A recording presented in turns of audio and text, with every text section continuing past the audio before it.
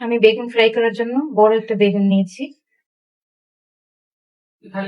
এখন আমি বেগুন ফ্রাই নিয়েছি 1 টেবিল চামচ।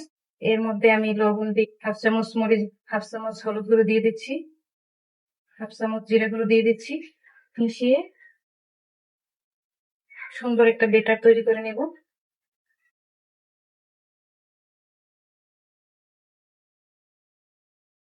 তেলটা অল্প একটু গরম হয়ে আসলে এই বেটারটা চুবিয়ে যাবে। এটা অল্প দেখুন আমি উল্টে পাল্টে ভেজে নিয়েছি। এখন আমি বেগুনগুলোকে তুলে নিচ্ছি।